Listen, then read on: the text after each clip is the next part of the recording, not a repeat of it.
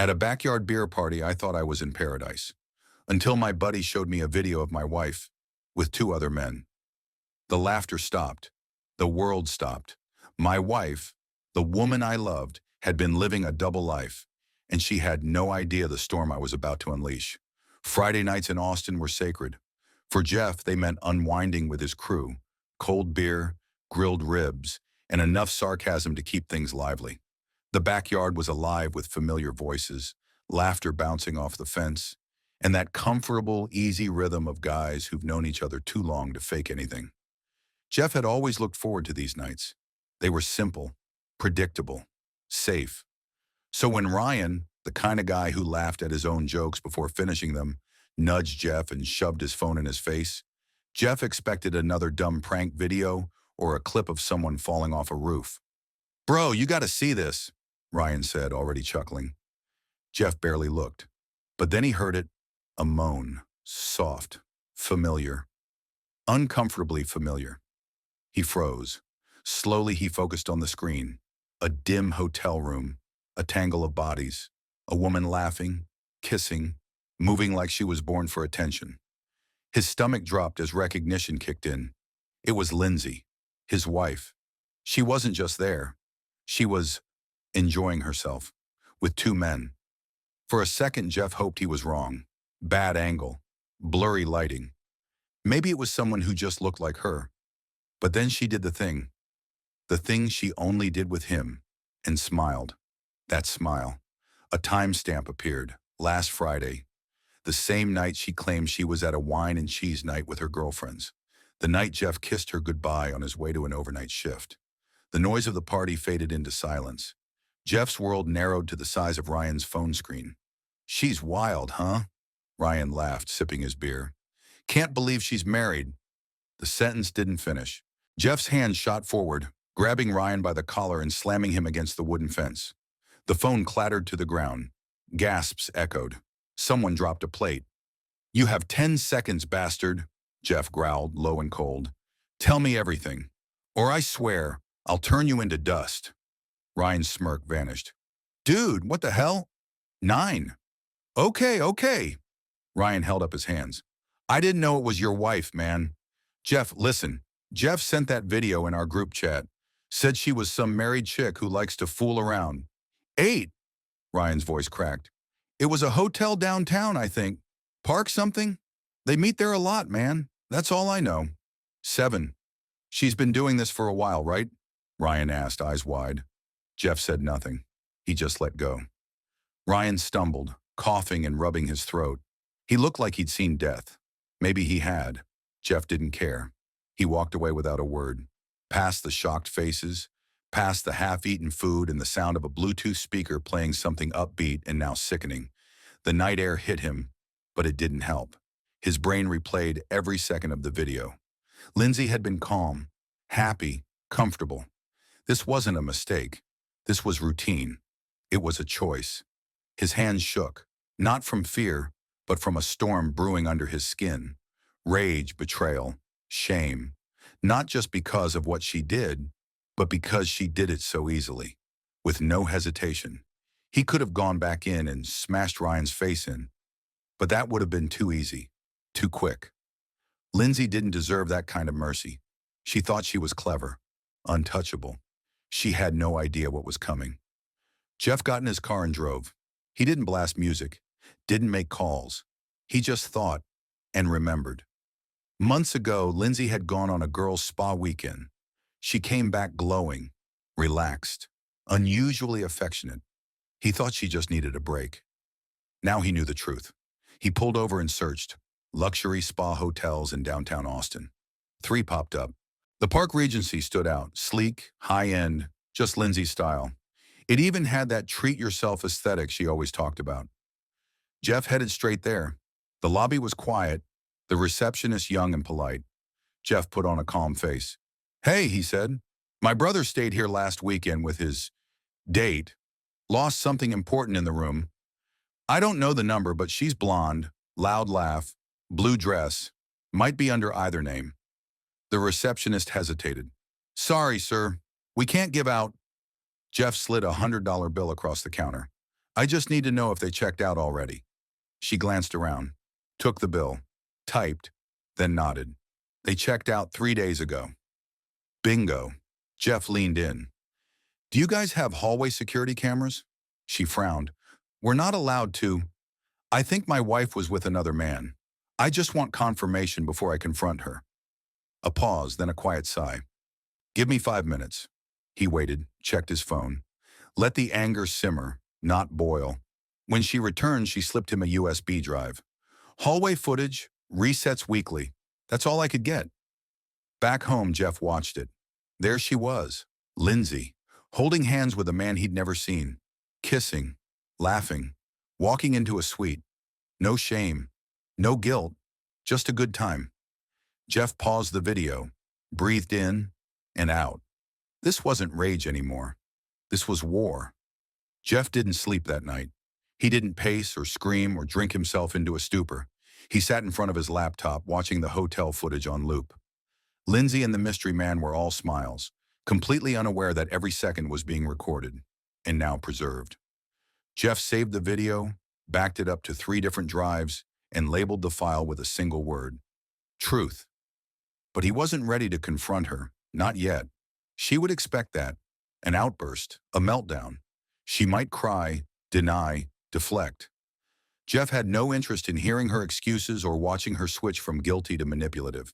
If he was going to act, it had to be with precision. Emotion was her weapon. Facts would be his. The next morning, he woke up before she did. He made her coffee, cooked her favorite breakfast, and even kissed her on the forehead when she entered the kitchen. "Morning, babe," she said with a stretch. Jeff smiled, calm and easy. "Morning. Did you sleep okay?" "Like a rock." That part wasn't a lie. Jeff hadn't slept, but he was more focused than he'd ever been in his life. His mind was no longer fogged by anger. He had a mission. She scrolled through her phone while eating, probably texting friends or checking likes on her latest post. Jeff watched her carefully. "How was the party last night?" she asked. He shrugged. "Same old bad beer. Ryan being a clown." She smirked. "Classic Ryan." He laughed along. She had no idea. Step 1. Maintain the illusion. Lindsay needed to believe everything was normal. The more secure she felt, the harder she would fall. Jeff went to work as usual, checked in with friends, even sent Lindsay a couple of heart emojis throughout the day. She responded with kissy faces. It was laughable. At night, he sat next to her on the couch, pretending to watch Netflix while mentally drafting a list. Step 2. Build the arsenal. Footage alone wouldn't be enough. He needed to drown out all doubt, remove any cracks she could crawl through. He started pulling records. Jeff had access to tools most didn't. He was an investigator after all. He dug through her cloud backups, retrieved deleted messages, scanned her emails. It wasn't long before he uncovered everything. Receipts from the Park Regency, Uber trips to downtown on nights she claimed to be at book club, messages from multiple men under fake names. She had been careful, but not careful enough. He compiled screenshots of texts, transfers from their shared account, gift receipts, even a video clip of her saying, "I need something different. My husband is boring lately." She said that to another man, in a text, with a winking emoji. Jeff didn't get angry. Not anymore. Every new discovery just made him more certain. She had built a fantasy, and he was going to be the one to end it. Step 3. Pick the battleground. Lindsay's birthday was a week away. She'd been planning it for months. A lavish event with all her family, friends, co-workers, and sponsors. Lindsay made a living online, posing as a real-life fairy tale wife. She sold lifestyle tips, diet plans, couples retreats. Jeff decided her birthday would be the final act. He took over planning, told her she deserved to relax and enjoy. She loved the attention and handed over control without hesitation. That gave him full access to the guest list and her contact database. The perfect audience. He created a video. Nothing dramatic, just facts, texts, receipts, footage. A slow, deliberate presentation of betrayal, narrated only by her own words and actions. He added no commentary. Her own behavior was damning enough. He scheduled an automatic email blast. 9 p.m., the height of the party. Step 4, let her write the script. As the party neared, Lindsay became unbearable, in her usual way, obsessing over every detail, talking non-stop about how amazing her life was, how perfect everything felt. Jeff smiled through it all. He complimented her dress choices, agreed with her plans, held her hand in public. It was almost fun, watching her dig deeper into her fantasy. She kissed him more often that week, maybe trying to soothe a subconscious guilt. He kissed her back, always smiling. She was clueless. The day of the party arrived. The venue buzzed with music, chatter, and flashing cameras. Guests laughed, drank, posed for selfies under banners Lindsay had designed. She glided through the crowd like royalty, shaking hands and hugging old friends. Jeff moved through the party quietly, shaking hands and thanking guests for coming. Every so often, he checked his watch. The video was set to go out at 9 sharp. At 8:50, Lindsay climbed onto the small stage for her speech. She raised her glass and beamed at the crowd. "I just want to say how grateful I am, especially to my amazing husband." She smiled at Jeff. "You're my rock, my best friend. I don't know what I'd do without you." Jeff raised his glass. "Anything for you, babe." Cheers erupted. Glasses clinked. She had no idea she was standing on the edge of a cliff. 5 minutes to go. At 8:59 p.m., Jeff's phone buzzed. A single notification. Scheduled email sent. The message was already on its way to over 100 inboxes. Family, friends, colleagues, every name Lindsay had included in the guest list. The subject line was simple. "You deserve the truth." Jeff didn't move. He didn't speak. He just took a slow sip of his drink and looked around the venue, scanning the room like a man waiting for the wind to shift before a storm. It started quietly. One guest pulled out their phone, then another. Confused glances, brows furrowed, a gasp from the left side of the room. A woman covered her mouth. Murmurs turned to questions. Lindsay was still basking in the applause, unaware that the spotlight was about to turn into a torch. "What's going on?" she asked, laughing nervously, scanning the room as people started whispering. Her best friend Rachel looked up from her phone, eyes wide with disbelief. "Tell me this is a joke," she said, holding up the screen. The video played. Grainy hotel footage, text messages, receipts, names. Lindsay kissing a man who wasn't her husband, her voice moaning, her text to another man saying, "He's too boring. I need something exciting." The room turned cold. Conversation stopped. Lindsay's expression shifted from confusion to panic. "Wait, what is this?" she asked. "Where did you get that?" Jeff stayed silent. He didn't need to say a word. Her parents stood frozen. Her mother's face crumbled. Her father's fists clenched at his sides. Aunts, uncles, college friends all stared at their phones like they couldn't believe what they were seeing. Lindsay looked around, as if someone would rush in and declare it all a prank. "You!" she screamed, pointing at Jeff. "You did this!" He didn't flinch. "Did what?" "You exposed me. You ruined everything." Jeff let out a short laugh. "No, Lindsay, you ruined everything. I just made sure no one missed it." She stormed across the floor toward him. "We can fix this.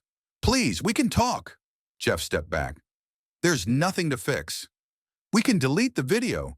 Tell everyone it's fake. Please." Jeff reached into his jacket and pulled out a manila envelope. He handed it to her calmly. "What is this?" she asked, voice shaking. "Divorce papers," he said. "Sign them, or I send that video to every brand you work with, every sponsor, every magazine you've ever pitched to." Her face went pale. "You wouldn't," she whispered. "I already would have, Lindsay. But I'm giving you the option to walk away quietly." She looked around the room again. The crowd had stepped back. People were still watching her, but not with admiration, only judgment. Whispers filled the air like smoke. "Rachel," Lindsay turned to her best friend. "Please, say something." Rachel held up her phone, playing back one of the texts. "I'd leave him, but he's good for my image." Her voice was flat.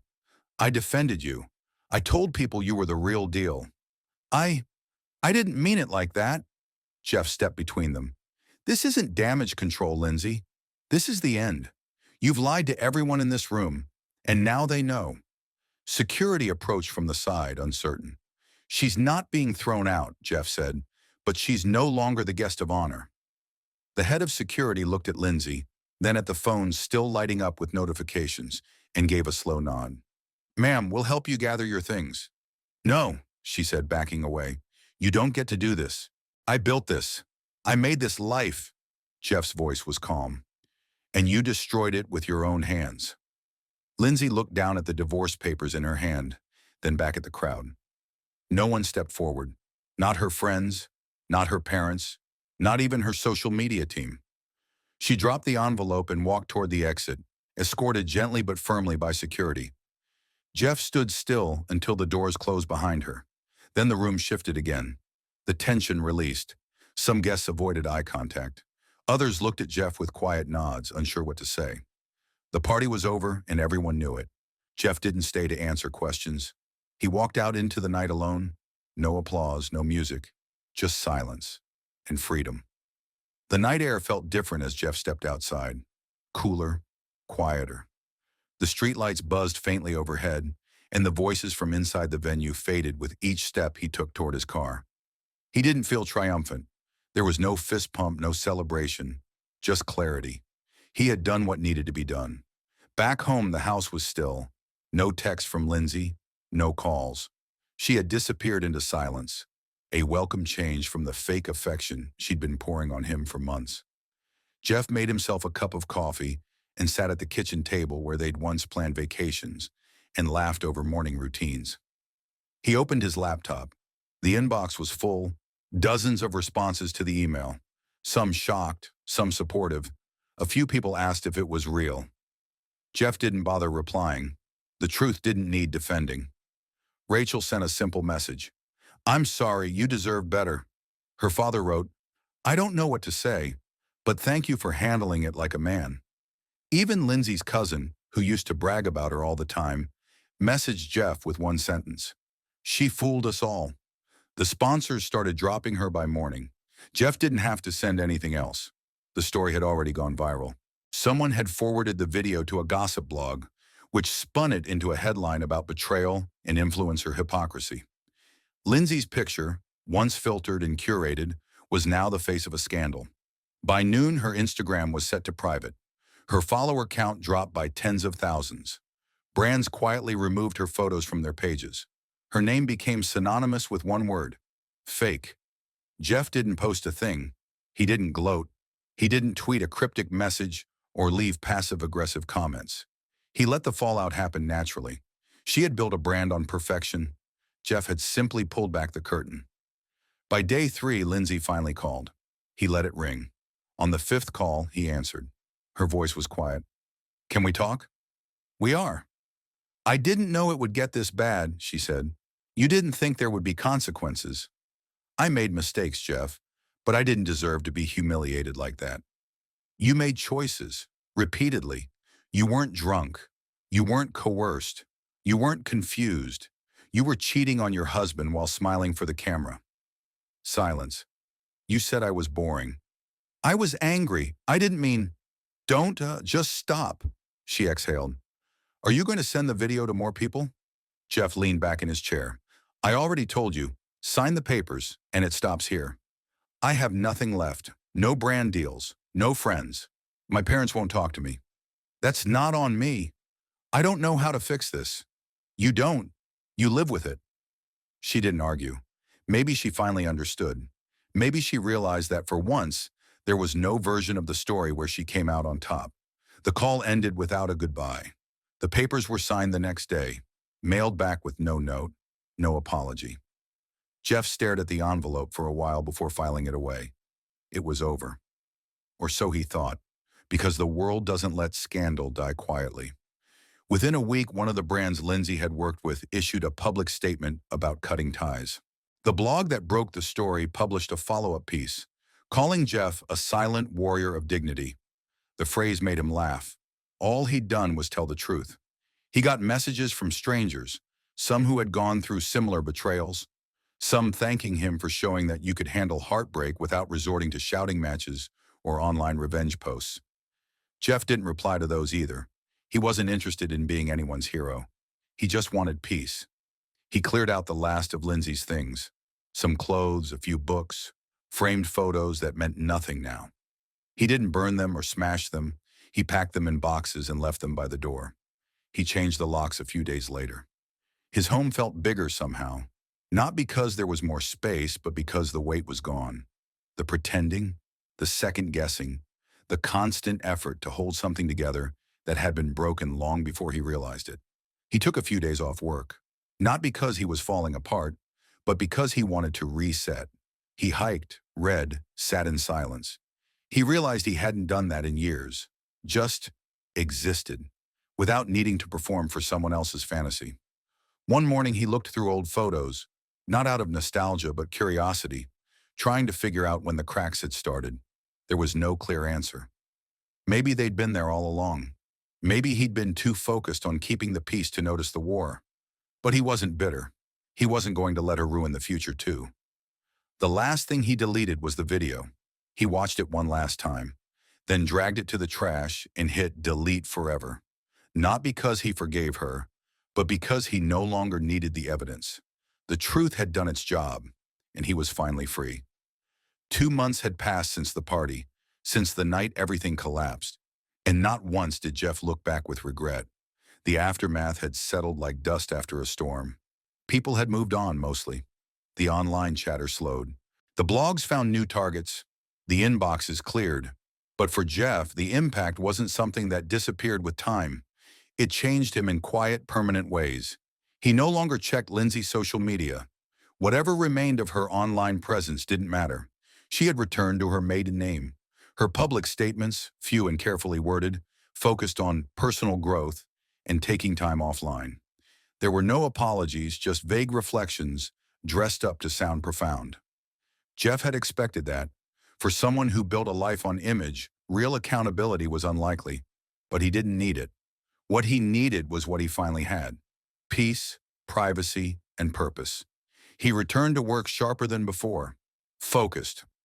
Not because he wanted to distract himself, but because for the first time in years, he wasn't splitting his energy between work and salvaging a lie. His coworkers noticed. So did his clients. The job, once a grind, became a source of clarity. Solving cases for others helped reinforce something for himself.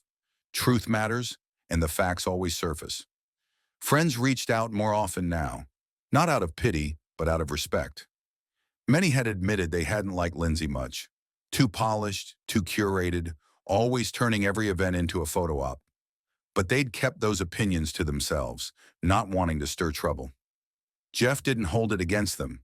Everyone has blind spots.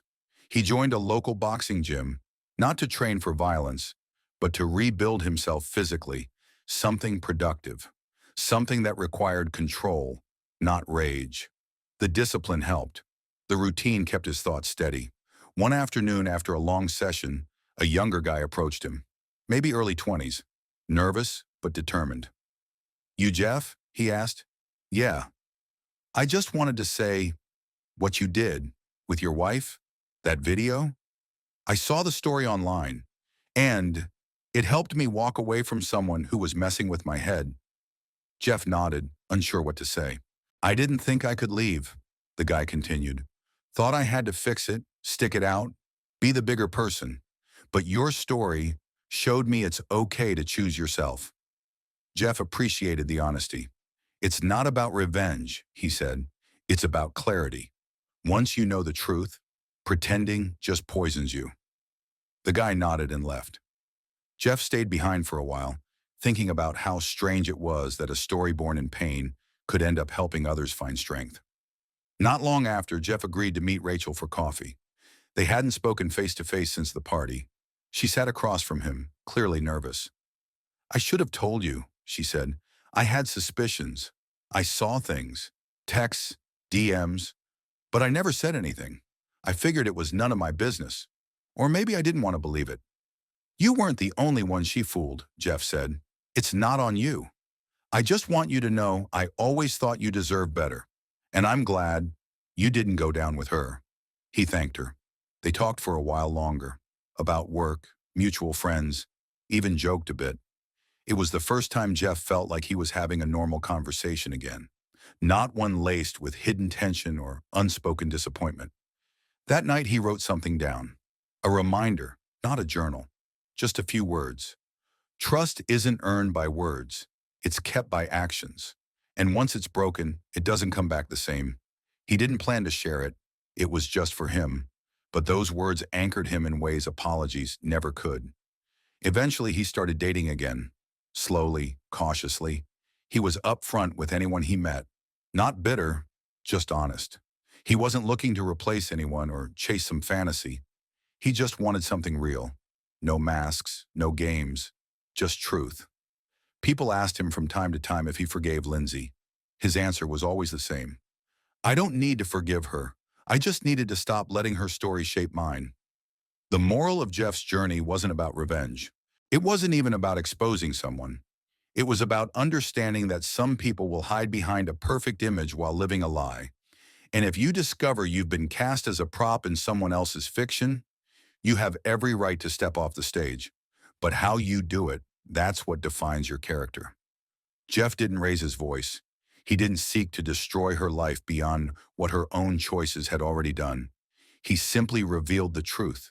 And sometimes that's the most powerful weapon of all. He built a life not on what had been taken from him, but on what he chose to reclaim: dignity, honesty, and freedom. And he never looked back.